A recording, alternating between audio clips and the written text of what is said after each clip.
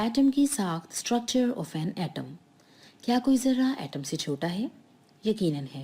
Atom मज़ीद छोटे ज़र्रात, electrons, protons और न्यूट्रॉन्स से मिलकर बना है। एटम का मरकज़ी हिस्सा न्यूक्लियस है। इलेक्ट्रॉन्स न्यूक्लियस के गिर्द गर्दिश करते हैं। इलेक्ट्रॉन पर मनफी चार्ज होता है और इसका मैस इंतहाई कम होता है। प्रोटॉन पर मस्बत चार्ज होता है। किसी एटम में प्रोटॉन्स की तादाद एटम में न्यूक्लियस के गिर्द गर्दिश करने वाले इलेक्ट्रॉन्स की तादाद के बराबर होती है। एक प्रोटॉन का मैस इलेक्ट्रॉन के मैस की निस्बत 1837 गुना ज़्यादा होता है। न्यूट्रॉन पर कोई चार्ज नहीं होता। ये तदीली ज़र्रा भी एटम के न्यूक्लियस में पाया जाता है।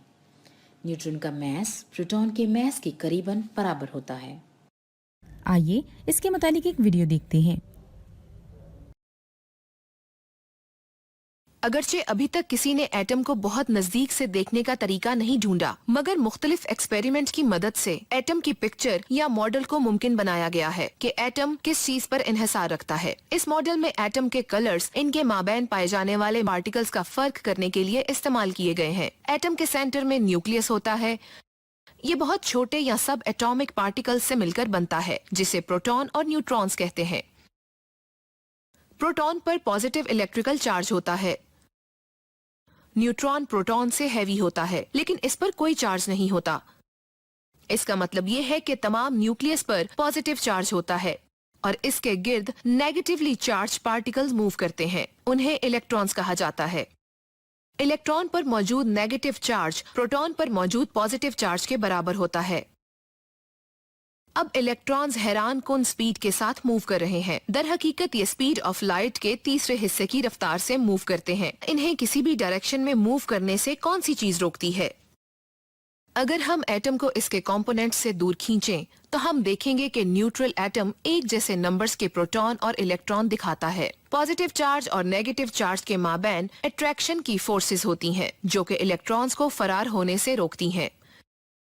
एटम की किसी भी किस्म की निशानदही इस पर मौजूद प्रोटॉन्स और इलेक्ट्रॉन्स की तादाद से की जाती है। हाइड्रोजन एटम एक प्रोटॉन और एक इलेक्ट्रॉन रखता है।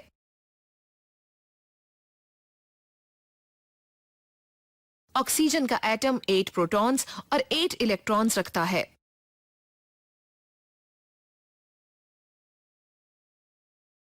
आयरन के एटम पर 26 प्रोटॉन्स और 26 इलेक्ट्रॉन्स होते हैं, लेकिन ये प्रॉपर्टी सब सब्सटेंसेस के रवैये की वजाहत के लिए काफी नहीं है।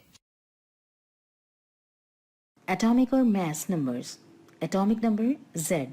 एटम के न्यूक्लियस में मौजूद प्रोटॉन्स की तादाद को एटॉमिक नंबर कहते हैं। इसे Z से जाहिर करते हैं। हाइड्रोजन एटम के न्यूक्लियस में एक प्रोटॉन होता है। इसका एटॉमिक नंबर 1 है। Mass number A। एटम के न्यूक्लियस में प्रोटॉन्स और न्यूट्रॉन्स का मजमूआ इसका मैस नंबर कहलाता है। इसे A से जाहिर करते हैं। हाइड्रोजन एटम के न्यूक्लियस में सिर्फ एक प्रोटॉन होता है। इसका मैस नंबर भी 1 है। इसी एलिमेंट को अलामती तौर पर यूं जाहिर किया जाता है XaZ। A मैस नंबर बराबर है प्रोटॉन्स की तादाद प्लस न्यूट्रॉन्स की तादाद। आइए इसके मुतालिक एक वीडियो देखते हैं। पीरियोडिक टेबल दुनिया में पाया जाने वाला सबसे ज्यादा मशहूर केमिकल पिनअप है। हर साइंस लैब में आप एलिमेंट्स के ऑर्डर का सेटअप बिल्कुल इसी तरह से हासिल करेंगे। इसकी लाइंस की तरतीब अल्फाबेटिकली नहीं दी गई और ना ही यह तरतीब रैंडम है। पीरियोडिक टेबल में मौजूद हर एलिमेंट एटॉमिक नंबर के बढ़ने से तरतीब शुदा होता है। एटॉमिक नंबर को समझने के लिए आपको एटम के हार्ट की तरफ देखने की जरूरत है। टेबल के पहले एलिमेंट हाइड्रोजन को लेते हैं। हाइड्रोजन एटम के गिर्द ऑर्बिटिंग करते हुए एक इलेक्ट्रॉन पाया जाता है और न्यूक्लियस में एक प्रोटॉन होता है। जैसा कि तमाम प्रोटॉन्स मुस्बत चार्ज रखते हैं, हर हाइड्रोजन एटम एक जैसा होता है। एटॉमिक नंबर न्यूक्लियस में मौजूद प्रोटॉन्स के नंबर होते हैं। हाइड्रोजन में एक प्रोटॉन होता है, लिहाजा हाइड्रोजन का एटॉमिक नंबर 1 होता है। एटॉमिक नंबर एलिमेंट के सिंबल पर बाएं जानिब नीचे की तरफ लिखा होता है। अब टेबल में मौजूद अगले एलिमेंट हीलियम के बारे में क्या ख्याल है? इसका एटॉमिक नंबर क्या है? हीलियम एटम के बैरूनी शेल में 2 इलेक्ट्रॉन्स ऑर्बिटिंग कर रहे होते हैं। न्यूक्लियस पर 2 प्रोटॉन्स और 2 न्यूट्रॉन्स होते हैं, लिहाजा एटॉमिक नंबर प्रोटॉन के नंबर्स होते हैं और इस तरह हीलियम का एटॉमिक नंबर 2 होता है। अगला एलिमेंट पीरियोडिक टेबल में लिथियम है। लिथियम एटम के बैरूनी शेल में 3 इलेक्ट्रॉन्स ऑर्बिटिंग कर रहे होते हैं। न्यूक्लियस में 3 प्रोटॉन्स और 4 न्यूट्रॉन्स होते हैं, लिहाजा लिथियम का एटॉमिक नंबर क्या होगा?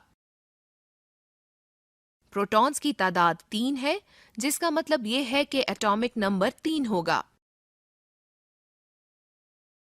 अगर आप रो में लेफ्ट से राइट की तरफ जाएं, तो प्रोटॉन का नंबर 1 बढ़ता जाएगा। एलिमेंट का एटॉमिक नंबर पीरियोडिक टेबल में उसकी पोजीशन बताता है। आपको दूसरा नंबर समझने की जरूरत है, इसे मास नंबर कहेंगे। मास नंबर टॉप पोजीशन पर मौजूद होता है। ये बॉटम में पाए जाने वाले एटॉमिक नंबर से आमतौर पर बड़ा होता है। अगर हम पीरियोडिक टेबल की रो में मूव करें तो एटॉमिक नंबर हर बार 1 बढ़ता है, लेकिन मास नंबर बेतरतीब मिकदार से बढ़ता है। मास नंबर को समझने के लिए एक बार फिर हम एटम के अंदर मौजूद न्यूक्लियस को देखेंगे। लिहाजा मास नंबर प्रोटॉन्स और न्यूट्रॉन्स के नंबर को ऐड करने से हासिल होता है। हाइड्रोजन के न्यूक्लियस में सिर्फ 1 प्रोटॉन होता है और कोई न्यूट्रॉन मौजूद नहीं होता। इसका एटॉमिक नंबर 1 और इसका मास नंबर भी 1 होता है। और हीलियम के बारे में क्या ख्याल है? इसमें 2 प्रोटॉन्स और 2 न्यूट्रॉन्स होते हैं। 2 को 2 से जमा करें तो 4 हासिल होता है, लिहाजा इस तरह से हीलियम एटम का मास नंबर 4 होगा। अब आगे लिथियम के न्यूक्लियस की तरफ नजर दौड़ाएं। क्या आप इसका मास नंबर मालूम कर सकते हैं? 3 प्रोटॉन्स और 4 न्यूट्रॉन्स का मतलब है कि इसका मास नंबर 7 है। हर एलिमेंट के लिए एटॉमिक नंबर यूनिक होता है।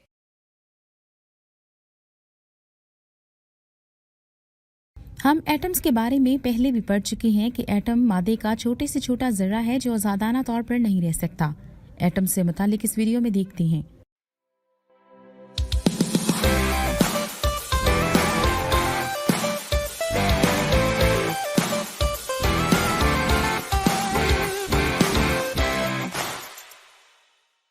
वो चीज़ जो एक एलिमेंट को दूसरे एलिमेंट से मुख्तलिफ बनाती है वो न्यूक्लियस में मौजूद प्रोटॉन्स की तादाद है।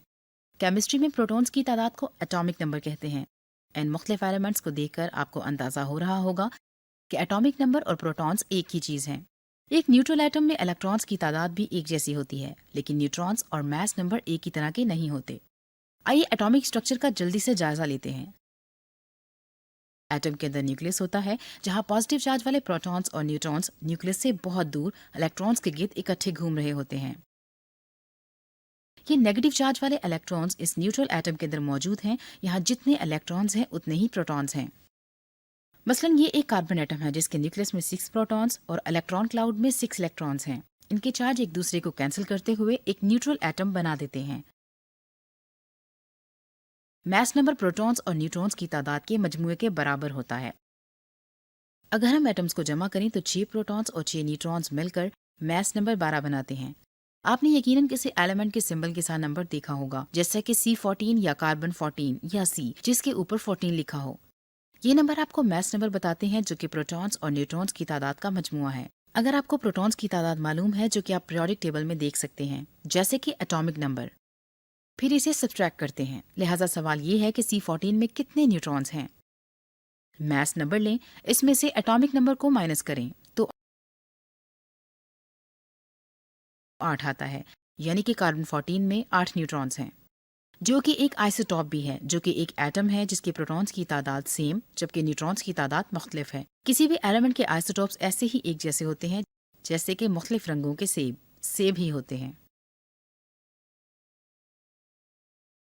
मदारों में इलेक्ट्रॉन्स की तकसीम, distribution of electrons and shells. Electrons atom के न्यूक्लियस में गर्दिश करते हैं। न्यूक्लियस के गिर्द इलेक्ट्रॉन्स की हरकत के रास्तों को शेल्स कहते हैं।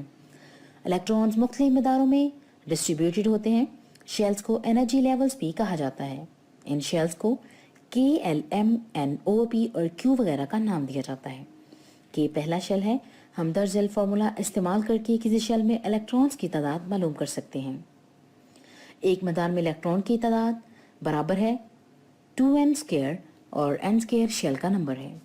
शेल नंबर 1 या -k shell 2n² is equal to 2, 1² is equal to 2।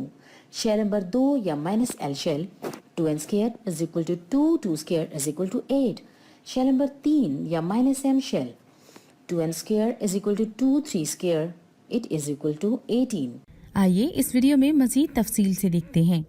हम बहुत ज्यादा वक्त एटम के बारे में सोचने में लगाते हैं जो इस तरह के लगते हैं। यहाँ एक बॉल है, ये स्टिक है, और यहाँ एक दूसरा बॉल और एक दूसरी स्टिक है। यह सिर्फ बॉल्स का बंच है जो कि इन छोटे लकड़ी के बॉन्ड्स के जरिए इकट्ठे जुड़े हुए हैं। इसे समझना काफी आसान है और इस तरह आप ये तस्वर कर सकते हैं कि शायद ये मुकम्मल तौर पर दुरुस्त नहीं है। न्यूक्लियाई को छोटे बॉल्स के तौर पर कह सकते हैं और ये दुरुस्त है जब आपके पास कुछ बड़े या कम स्टेबल होते हैं। एक दफा जब वो मजीद ऑब्लॉन्ग और अजीब किस्म के रग्बी बॉल्स की तरह लगते हैं। एटम्स बुनियादी तौर पर ऐसे होते हैं जैसा कि इलेक्ट्रॉन्स न्यूक्लियस के गिर्द स्फेरिकल क्लाउड में होते हैं, लेकिन जैसा कि हमने पिछली दफा मॉलिक्यूल्स के बारे में बात की, वो स्टिक पर बॉल्स की तरह नहीं लगते। बॉन्ड्स एक साफ छोटी लाइन नहीं बनाते, वो इलेक्ट्रॉन क्लाउड्स की ओवरलैपिंग से बनते हैं। या शेल्स बॉन्डेड एटम्स के न्यूक्लियाई के गिर्द फ्लो करते हैं, जैसा कि लंपी क्लम्पी ग्लोब्स इलेक्ट्रॉन्स की जगह पर होते हैं। और इलेक्ट्रॉन लोकेशन के ये लंपी क्लम्पी इस तरह से बिहेव नहीं करते जैसा कि आप शुरू में उनसे बिहेव की तवक्को करते हैं। और नो, ये बहुत ज्यादा सिंपल हैं। वो क्वांटम मैकेनिकल 3 डायमेंशनल व्यू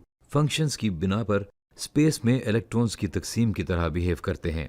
और एपिसोड के आखिर में आप ये समझने के काबिल होंगे कि मैंने क्या कहा। ये जबरदस्त होगा।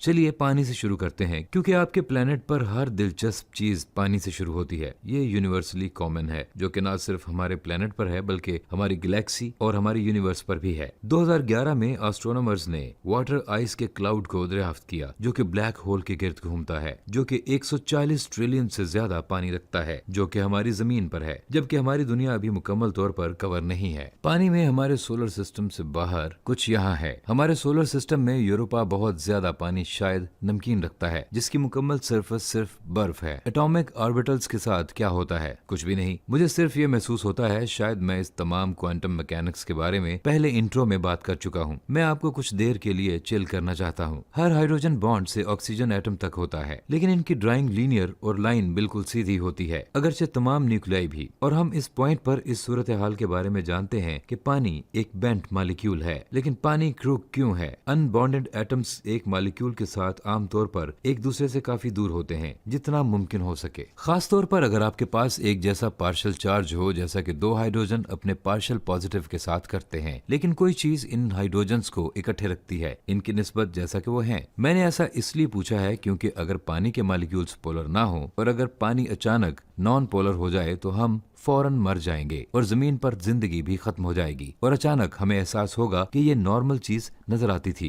हम सब जानते हैं कि दुनिया अजीब है और अजीबो गरीब स्टफ मेरा पसंदीदा स्टफ है, क्योंकि इसका मतलब है कि दिलचस्प सवालात हैं। दिलचस्प सवालात के मैं जवाबात भी जानना चाहता हूँ, हत्ता कि ये बहुत काबिल कबूल सवालात हैं। उसकी निस्बत के quantum mechanical 3 dimensional wave function क्या है? Quantum mechanical 3 dimensional wave function के साथ बहुत अच्छे से डील करता है। मेरे पास टेलीफोन कॉर्ड है। ये वो है जो पुराने जमाने के लोग वायर्स में अपनी आवाजें हासिल करने के लिए इस्तेमाल करते थे, लिहाजा वो पूरी दुनिया में सेल फोन से पहले ट्रांसमिट की जाती थी। लेकिन आजकल ये इलेक्ट्रिक फील्ड की वजाहत के लिए काफी फायदेमंद हैं। इलेक्ट्रॉन्स दोनों पार्टिकल्स और वेव्स हैं, जो कि इमेजिन करना ज्यादा आसान नहीं है। बुनियादी तौर पर आप इलेक्ट्रॉन फील्ड एक्साइटेशन के बारे में सोच सकते हैं, जो हर जगह मौजूद है। इलेक्ट्रॉन्स वेव फंक्शन के अंदर मौजूद होते हैं। वेव फंक्शन क्या है? ये एक मैथमेटिकल फंक्शन किसी भी मूवमेंट पर है, जो ये जाहिर करता है कि एक इलेक्ट्रॉन खास जगह पर होता है। लिहाजा इनका टेलीफोन कॉर्ड एक इलेक्ट्रॉन फील्ड है। मैं कुछ एनर्जी इसमें डालूंगा और हम स्टैंडिंग वेव पैदा करते हैं। वेव फंक्शन एक मैथमेटिकल फंक्शन है जो कि वैसे ही इलेक्ट्रॉन फंक्शन को बयान करता है। वो एक स्टैंडिंग वेव में न्यूक्लियस के गिर्द इलेक्ट्रॉन फील्ड में एक्साइटेशन के तौर पर मौजूद होते हैं। सबसे ज्यादा वेव फंक्शंस s ऑर्बिटल हैं, जो 2 इलेक्ट्रॉन्स रखते हैं, और न्यूक्लियस के गिर्द स्फेरिकल पैटर्न होता है, जो कि स्टैंडिंग वेव का होता है। स्टैंडिंग रनिंग वेव के मुख्तलिफ तरह के नोड्स होते हैं जो पैटर्न्स को खुद ब खुद दोहराए जाने की इजाजत देते हैं। जब न्यूक्लियस के गिर्द मजीद इलेक्ट्रॉन्स होते हैं, हर ऑर्बिटल अपनी कम से कम एनर्जी रखते हैं। हाइड्रोजन के एस ऑर्बिटल में एक इलेक्ट्रॉन होता है। हीलियम जो कि बहुत अल्ट्रा स्टेबल कम एनर्जी वाली नोबल गैस है, इसके 2 इलेक्ट्रॉन होते हैं। ये हैप्पी हैं क्योंकि इनका शेल मुकम्मल होता है, लेकिन यकीनन यहाँ और भी ऑर्बिटल्स होते हैं। लेकिन बाद में हम पहले और दूसरे एस ऑर्बिटल को मुकम्मल करते हैं। हम पी ऑर्बिटल को फिल करते हैं। एक एक्स एक्सिस पर होगा, एक वाई एक्सिस और जेड एक्सिस पर होगा। इनमें से हर एक टोटल 8 के लिए 2 इलेक्ट्रॉन्स रखता है। 2s ऑर्बिटल में, 6 3p ऑर्बिटल्स में। जी हाँ, वो 8 इलेक्ट्रॉन्स मुकम्मल ऑक्टेट रूल की वजह से हैं। एक चीज याद रखें कि अब पीरियोडिक टेबल ऑर्बिटल्स का मैप है। जैसा कि एलिमेंट्स अपने s ब्लॉक में s ऑर्बिटल्स को मुकम्मल करते हैं, p ब्लॉक में ps को, इसी तरह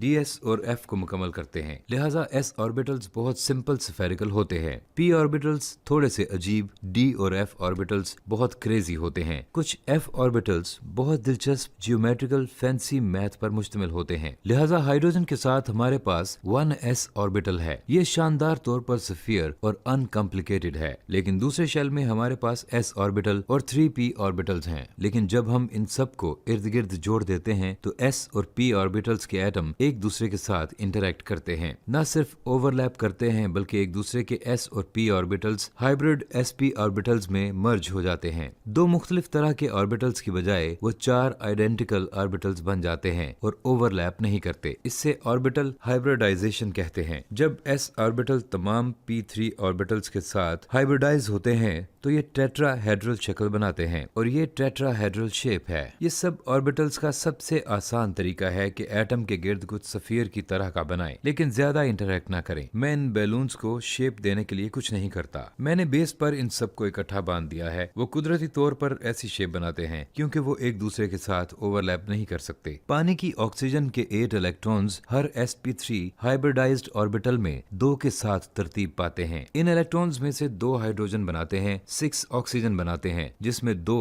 लोन पेयर शामिल होते हैं। वो लोन पेयर्स अगरचे किसी भी बॉन्ड के साथ पार्टिसिपेट नहीं करते और इनके अपने ऑर्बिटल्स मौजूद होते हैं। लिहाजा पानी इन टेट्राहेड्रल स्ट्रक्चर में लॉक होता है। आप एसिमेट्रिकल मॉलिक्यूल के साथ जोड़ते हैं जो कि ऑक्सीजन और हाइड्रोजन की इलेक्ट्रोनेगेटिविटी में फर्क के साथ पानी की पोलैरिटी और लाइफ की मौजूदगी के साथ मौजूद होते हैं। लेकिन s और p ऑर्बिटल्स दूसरे तरीकों से हाइब्रिडाइज होते हैं। आप एक ही स्पेस में 2 ऑर्बिटल्स इकट्ठे मिले हुए नहीं देख सकते। sp3 ऑर्बिटल्स अपने टेट्राहेड्रल स्ट्रक्चर में काफी ज्यादा स्टक होते हैं। अगर एक मॉलिक्यूल की डबल बॉन्ड बनाते हुए एनर्जी बहुत कम हो तो ये एक बहुत अच्छा सोल्यूशन होगा। ये सिर्फ 2p ऑर्बिटल्स को s ऑर्बिटल्स के साथ 3 sp2 हाइब्रिडाइज ऑर्बिटल्स बनाते हुए हाइब्रिडाइज करता है, जो कि अनहाइब्रिडाइज्ड p ऑर्बिटल के साथ सेंटर से जुड़ा होता है। बैलून्स बंधे हुए हैं और आपको ट्राइगोनल प्लेन हासिल होता है। हर sp2 ऑर्बिटल दूसरे से 120 डिग्री दूर होता है। अपने सेंटर से एक सीधी लाइन खींचें तो आपको इक्विलेटरल ट्रायंगल हासिल होगा। 2 बॉन्ड्स में से एक डबल बॉन्ड में sp2 ऑर्बिटल्स न्यूक्लियाई के साथ सीधे बॉन्ड की सूरत में लाइन में इकट्ठे मर्ज होते हैं, जिसे सिग्मा बॉन्ड कहते हैं। एक दूसरा अजीब किस्म का बॉन्ड एक अनहाइब्रिडाइज्ड p ऑर्बिटल बनाता है जो कि न्यूक्लियस के ऊपर और नीचे जुड़ा होता है। ये एटम्स मिलकर पाई बॉन्ड बनाते हैं। ये आपका एक अच्छा सिमेट्रिकल डबल बॉन्ड है जो कि आप मॉलिक्यूल जैसा कि इथाइलिन में देखते हैं। जी हाँ, sp ऑर्बिटल्स जहाँ s सिर्फ p ऑर्बिटल के साथ हाइब्रिडाइज होता है और सारी जगह पर भी। ये तब होता है जब एक एटम दूसरे एटम के ट्रिपल बॉन्ड या 2 एटम्स के डबल बॉन्ड के साथ होता है। sp ऑर्बिटल्स में एक जो सिग्मा बॉन्ड बनाता है वो लीनियर है। इनमें से सिर्फ 2 balloons easy to see straight line में होते हैं। ट्रिक इन 2 अनहाइब्रिडाइज्ड p ऑर्बिटल्स को रखना है।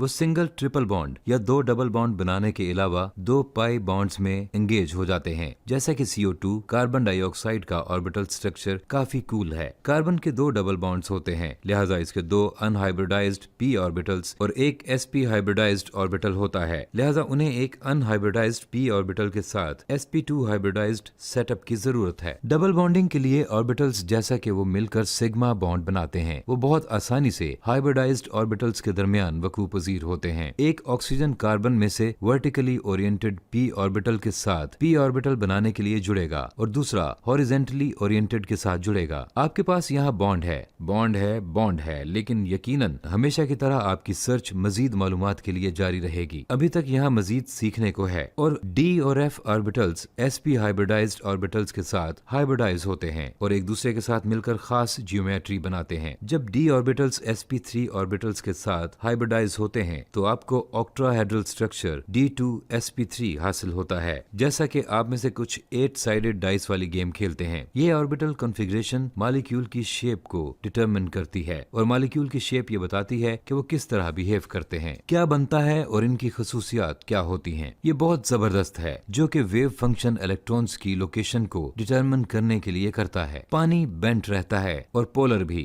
लिहाजा ये न्यूट्रिएंट्स को हल करने और हमारे लिए एक स्टेबल घर बनाता है ताकि हम इर्द गिर्द चल सकें, जैसा कि अजीबोगरीब बैग्स। ज्यादातर पानी यूट्यूब के वीडियोस बनाने के लिए स्टफ और दुनिया के बारे में मजीद सीखने की कोशिश करते हैं। अगर आज आपने तवज्जो दी तो सीखा कि मॉलिक्यूल्स वेव फंक्शन के जरिए डिटरमिन किए जाने वाले प्रोबेबल इलेक्ट्रॉन लोकेशन के क्लम्पी ग्लोब्स हैं जो कि टेलीफोन कॉर्ड की वेव्स की निस्बत थोड़े ज्यादा पेचीदा हैं। पानी एक एसिमेट्रिकल मॉलिक्यूल है क्योंकि ऑक्सीजन की वजह से sp3 हाइब्रिडाइज्ड ऑर्बिटल इलेक्ट्रॉन्स को टेट्राहेड्रल स्ट्रक्चर में धकेल रहे हैं और ये s और p ऑर्बिटल्स भी दूसरे तरीके से जैसा कि sp2 और sp को भी हाइब्रिडाइज्ड कर रहे हैं। फाइनली आपने सीखा कि d ऑर्बिटल्स हाइब्रिडाइजेशन के लिए अलाउ करते हैं जो कि बहुत ही कूल 3 डायमेंशनल शेप्स बनाते हैं। क्रैश कोर्स केमिस्ट्री की ये किस्त मैंने लिखी, एडिट ब्लैक डी पसीनो ने की। Chemistry consultant doctor hike learner और एडी गोंजाल्वेज हैं। इसे फिल्म्ड, एडिट और डायरेक्ट किया है निकोलस जेंकिंस ने। साउंड डिजाइनर माइकल अरेंडा है। ग्राफिक टीम थॉट कैफे है।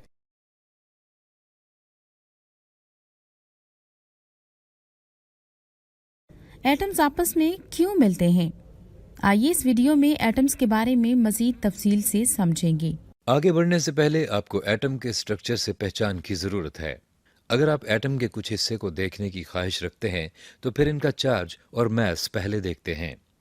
एटम के न्यूक्लियस के गिर्द इलेक्ट्रॉन्स एनर्जी लेवल या शेल में तरतीब पाते हैं। ऑर्बिट की एक्चुअल शेप को इस मुख्तसरन सी वीडियो में वाज़ेह करना कुछ मुश्किल है, लेकिन जब एनर्जी का लेवल बढ़ता है तो ऑर्बिटल रेडियस भी बढ़ता है। हमारी डायग्राम में न्यूक्लियस के करीब वाला शेल लोएस्ट एनर्जी लेवल या शेल को जाहिर करता है। हम हर सेल को वाज़ेह करने के लिए सर्कल बनाते हैं। हम डॉट और क्रॉस के इस्तेमाल से हर इलेक्ट्रॉन को जाहिर करते हैं और न्यूक्लियस को केमिकल सिंबल से जाहिर किया जाता है। एटम में मौजूद हर इलेक्ट्रॉन एक खास शेल में होता है और इलेक्ट्रॉन्स न्यूक्लियस के करीबी शेल को पहले ऑक्युपाई करते हैं। ये लोएस्ट शेल होता है। लिहाजा जब हम इलेक्ट्रॉन्स की कॉन्फ़िगरेशन को बनाते हैं हम लोएस्ट शेल से इलेक्ट्रॉन की फिलिंग करते हैं। हम लिथियम की मिसाल लेंगे। इसका एटॉमिक नंबर 3 होता है। पॉजिटिव चार्ज को बैलेंस करने के लिए इसके पास 3 इलेक्ट्रॉन्स होने चाहिए और इसके न्यूक्लियस में 3 प्रोटॉन्स होने चाहिए। इस बात को ज़हन नशीन करना अहम है कि एटॉमिक नंबर न्यूट्रल एटम में मौजूद इलेक्ट्रॉन्स के टोटल नंबर्स को बताता है। लिहाजा हम पहले इलेक्ट्रॉन्स को पहले शेल में डालेंगे और सेकंड इलेक्ट्रॉन भी पहले शेल में डालेंगे। ये शेल 2 इलेक्ट्रॉन्स रखने की सलाहियत रखता है। आपको ये रूल याद रखने की ज़रूरत है कि थर्ड इलेक्ट्रॉन अगले शेल में जाएगा। हम पहले शेल के गिर्द लार्जर सर्कल बनाएंगे। इससे लिथियम एटम की एटॉमिक कॉन्फ़िगरेशन मुकम्मल हो जाएगी। इसी अमल से हम लार्जर एटम्स के शेल को मुकम्मल करेंगे। आप हमेशा लोएस्ट अवेलेबल शेल से शुरुआत करेंगे और जब शेल में इलेक्ट्रॉन्स मुकम्मल हो जाएं तो ये अगले शेल में ऐड कर लिए जाते हैं। आपको ये जानने की ज़रूरत है कि कितने इलेक्ट्रॉन्स हर शेल को ऑक्युपाई कर सकते हैं। इस लेवल पर आपको पहले 20 एलिमेंट्स का रूल जानने की ज़रूरत है। मैक्सिमम नंबर नीचे दिए गए हैं। पहले शेल में ज़्यादा से ज़्यादा 2 इलेक्ट्रॉन्स पाए जाते हैं। सेकंड शेल में 8 इलेक्ट्रॉन्स तक मौजूद होते हैं। थर्ड शेल में भी ज़्यादा से ज़्यादा 8 इलेक्ट्रॉन्स पाए जाते हैं। लिहाजा 19वां और 20वां इलेक्ट्रॉन फोर्थ शेल में जाएगा। ये दरअसल कैल्शियम के एटम को जाहिर कर रहा है। याद रहे, हम हर लेवल को मुकम्मल फिल करेंगे और हर शेल के माबैन स्पेस होती है। ये डायग्राम को छोटा बनाता है और इससे इलेक्ट्रॉन को काउंट करना आसान हो जाता है। लिहाजा मजीद क्या है, हम मुख्तसरन इसे 2.8.8.2 लिख सकते हैं। पहला नंबर इनर शेल को जाहिर कर रहा है या लोएस्ट एनर्जी लेवल को जाहिर कर रहा है, और फुल स्टॉप नंबरों के माबैन इलेक्ट्रॉन्स की शेल में सेपरेशन को जाहिर कर रहा है। अगला नंबर अगले शेल में मौजूद इलेक्ट्रॉन्स की तादाद को जाहिर कर रहा है, और इससे अगले थर्ड और फोर्थ शेल अगले इलेक्ट्रॉन्स के नंबर को जाहिर कर रहे हैं। लिहाजा अब आपकी बारी है। मैं कार्बन एटम की कॉन्फ़िगरेशन को बनाना पसंद करूंगा। वीडियो को पॉज करें, पेपर तलाश करें और फिर काम शुरू करें। लिहाजा ये किस तरह का दिखाई दे रहा है। इसका पहला शेल मुकम्मल है और इसके आउटर शेल में 4 इलेक्ट्रॉन्स होते हैं। लिहाजा अब आप इलेक्ट्रॉन्स की कॉन्फ़िगरेशन को नंबर्स में कैसे लिखेंगे। इस एटम के लिए वीडियो को पॉज करें और जब आप इसके बारे में सोच लें तो वीडियो को दोबारा ऑन कर लें। लिहाजा जवाब को 2.4 लिखेंगे, और अब आपने इलेक्ट्रॉन्स की बेसिक कॉन्फ़िगरेशन के बारे में सीख लिया है। और अब आप हमारे लेसन इलेक्ट्रॉन कॉन्फ़िगरेशन के पहले 20 एलिमेंट्स को टैकल करने के लिए रेडी हैं।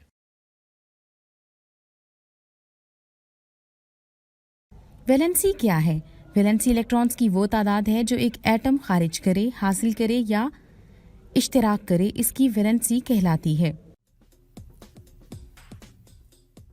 इस मॉड्यूल में आप वैलेंसी के बारे में सीखेंगे। चलें दिए गए एलिमेंट में इलेक्ट्रॉन्स की तकसीम को देखते हैं। एटम में इलेक्ट्रॉन्स खास शेल में तरतीब के साथ मौजूद होते हैं। एटम के सबसे बैरूनी शेल में मौजूद जो इलेक्ट्रॉन्स पाए जाते हैं उन्हें वैलेंस इलेक्ट्रॉन्स कहते हैं। ऑक्टेट रूल के मुताबिक एटम के सबसे बैरूनी शेल में 8 इलेक्ट्रॉन्स होते हैं। इससे मुशाहिदा करके ये नतीजा अखज़ किया गया है कि जो एटम के सब शेल मुकम्मल होते हैं वो स्टेबल होते हैं और वो आसानी से रिएक्ट नहीं करते। दूसरे अल्फाज में कंबाइनिंग कैपेसिटी 0 या नील है। इनर्ट गैस एलिमेंट का आउटर मोस्ट शेल जिसके सब शेल मुकम्मल होते हैं वो स्टेबल होते हैं। मिसाल के तौर पर हीलियम और नियोन। हीलियम के बैरूनी शेल में 2 इलेक्ट्रॉन्स होते हैं और बाकी तमाम इनर्ट गैस एलिमेंट के बैरूनी शेल में 8 इलेक्ट्रॉन्स होते हैं। एटम की मालिक्यूल से कंबाइनिंग कैपेसिटी एक जैसी या मुख्तलिफ हो सकती है। इसे वैलेंसी के तौर पर डिफाइन किया जाता है। मिसाल के तौर पर एलिमेंट जैसा कि हाइड्रोजन, लिथियम और सोडियम एटम के बैरूनी शेल में 1 इलेक्ट्रॉन मौजूद होता है, लिहाजा ये 1 इलेक्ट्रॉन खो देते हैं, लिहाजा इसकी वैलेंसी 1 है। अगर एटम अपने बैरूनी शेल में 4 इलेक्ट्रॉन से कम इलेक्ट्रॉन्स की तादाद रखता हो तो एटम की वैलेंसी वैलेंस शेल में मौजूद इलेक्ट्रॉन्स की तादाद के बराबर होती है। मिसाल के तौर पर एल्यूमिनियम अपने आउटर मोस्ट शेल में 3 इलेक्ट्रॉन्स रखता है, लिहाजा एल्यूमिनियम की वैलेंसी 3 है। अगर आउटर शेल में 4 से ज़्यादा इलेक्ट्रॉन्स हो तो उसकी वैलेंसी आउटर शेल में पाए जाने वाले इलेक्ट्रॉन्स की तादाद को 8 से मनफी करके हासिल की जाती है। मिसाल के तौर पर क्लोरीन का एटम अपने आउटर शेल में 7 इलेक्ट्रॉन्स रखता है।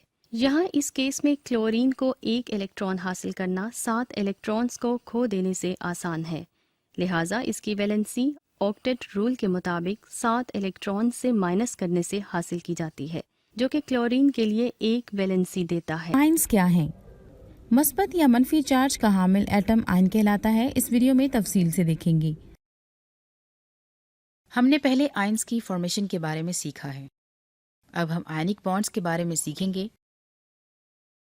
जैसा कि आप पहले से जानते हैं कि आयन्स इलेक्ट्रॉन के खो देने और हासिल होने से बनते हैं। ताहम इलेक्ट्रॉन्स अचानक से नमूदार और गैर नमूदार नहीं होते। दर हकीकत वो एक एटम से दूसरे में ट्रांसफर हो जाते हैं। चलिए मिसाल के तौर पर सोडियम क्लोराइड की तरफ देखते हैं। सोडियम एक इलेक्ट्रॉन खोकर एक सोडियम आयन बनाता है। इलेक्ट्रॉन लॉस नहीं हुआ, लेकिन क्लोराइड आयन बनाने के लिए क्लोरीन ट्रांसफर कर देता है। लिहाजा हमारे पास एक सोडियम आयन और एक क्लोराइड आयन है। वो मुखालिफ चार्ज आयन्स हैं और बिल्कुल इसी तरह एक दूसरे की तरफ इलेक्ट्रोस्टैटिकली अट्रैक्ट हो जाएंगे। किस तरह एक मैग्नेट के पोल्स एक दूसरे की तरफ अट्रैक्ट होते हैं? ये इलेक्ट्रोस्टैटिक अट्रैक्शन एक आयोनिक बॉन्ड है। सोडियम क्लोराइड एक आयोनिक बॉन्ड है क्योंकि ये आयनिक बॉन्ड्स के जरिए जुड़ा होता है। वही चीज मैग्नीशियम और ऑक्सीजन के साथ होती है। आप क्यों पेपर और पेंसिल नहीं पकड़ते और resulting ionic compound magnesium oxide को ड्रॉ करें? प्लीज सबक की वीडियो को पॉज करें और फिर प्ले करें जब आप रेडी हो जाएं।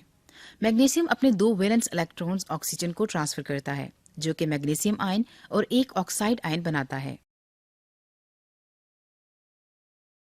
रिजल्टिंग आयन्स एक दूसरे के साथ इलेक्ट्रोस्टैटिकली अट्रैक्ट होकर एक आयनिक बॉन्ड बनाते हैं।